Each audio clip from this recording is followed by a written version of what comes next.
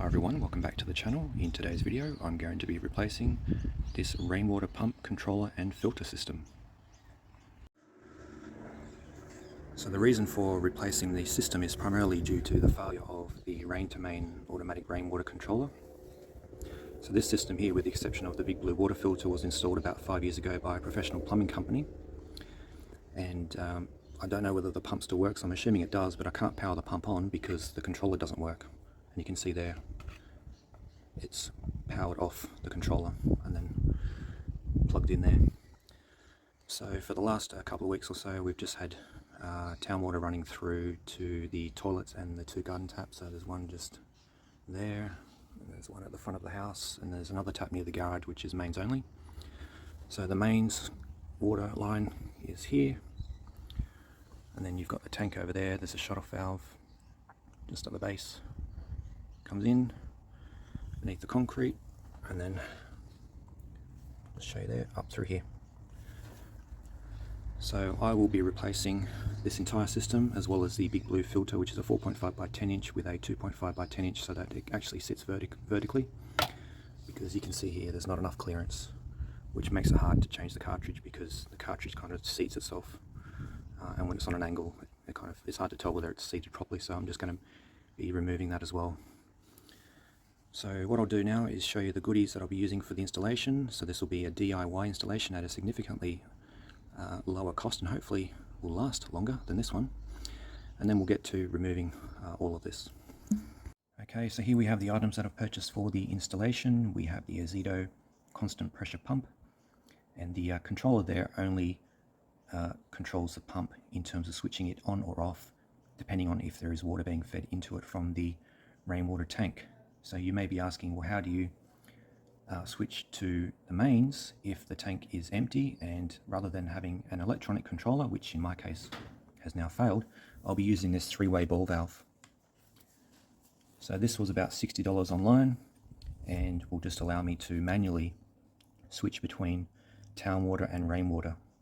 So I'll be leaving it by default on rainwater, because the tank has only been empty a handful of times in the 8 years that we've been here. But if it so happens that the tank does run dry, well, it's just a matter of turning this lever to get the water coming in from the mains line to feed the toilets and the two garden taps. So I just think this is a far more cost-effective and practical, not to mention reliable, solution. So this is what I'll be using. Everything else here are mainly just connectors. Because the pump is obviously a different configuration to the one that's there, I will need to make some adjustments to how it all connects up. So I've got some leftover PEX from my whole house water filter installation. I've got some copper to PEX connectors here, just push-on connectors, which have worked brilliantly with my whole house water filter system. It's been a couple of months now and no leaks whatsoever. So I won't go through all the items here. I'll put them all into the description along with the costs. But you can see here I've got quite a lot of goodies that I'll need to connect everything up. What I mentioned earlier was around replacing the 4.5 inch by 10 inch big blue, and I'll be replacing it with this 2.5 by 10 inch filter housing, and I've got two cartridges that came in the package, so obviously one to spare. And the reason for installing the filter is not that we intend to drink this water, although I suppose with that filter cartridge you could. It's just to keep the water going into the toilet systems cleaner than otherwise would be the case. So that's the primary reason there. And I think that's pretty much it. I've just got some PVC pipe, because that's going to be, I'm going to redo the feed from the rainwater tank. There's, as you would have seen earlier in the start of the video, there's a shut-off valve to the mains, so you can actually shut off the water to that part of the system and keep the water otherwise on to the rest of the house. And there is also a shut-off valve next to the water tank, so that you can stop any rainwater coming up through the ground. So it means that I can keep everything dry while I install everything, and then hopefully when I switch everything on, it'll be working with no leaks. So I think that's everything here. So what I'll do now is remove the old system. So good progress. We've removed the pump and filter system. I'll make cuts to the copper and PVC to allow for the new connections based on the new pump and filter. So what I'm going to do first is position the pump where I want it to sit, and then connect up everything between the two copper lines. and then following that I'll then connect the PVC into the pump, because basically how much PVC and the joins and the connections will depend on kind of how we go here and where the pump ends up sitting in relation to the PVC. So let's get started. Alright, job done.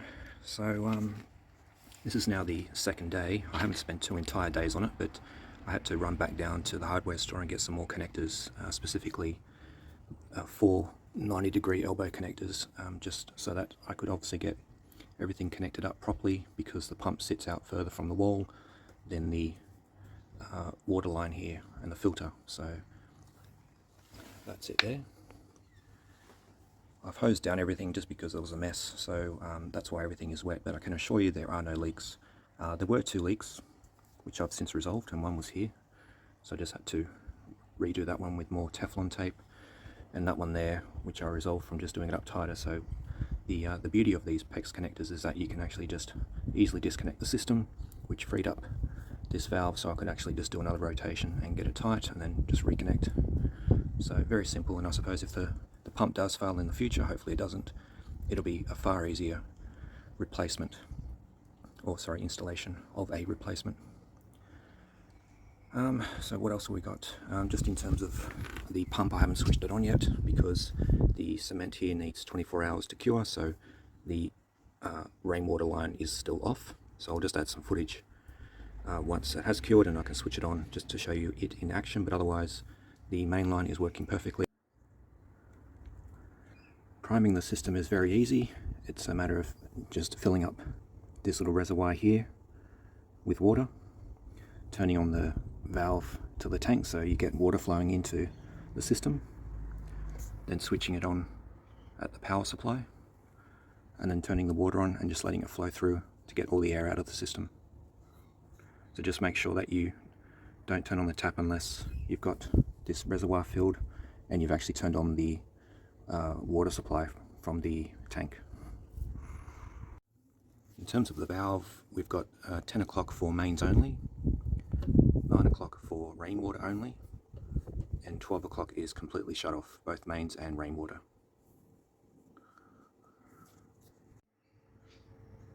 Okay, I'll just demo switching over from mains water to tank water. So we'll just start with mains water. So we've got it at the 10 o'clock position.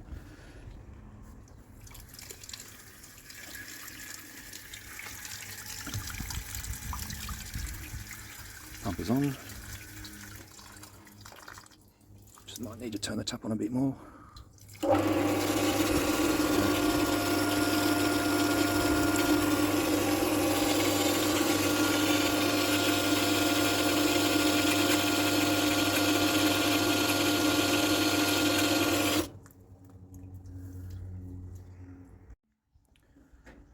Alright, I'll leave it there. Any questions or comments, leave them below and I'll get back to you. And as always, thanks for watching. Cheers.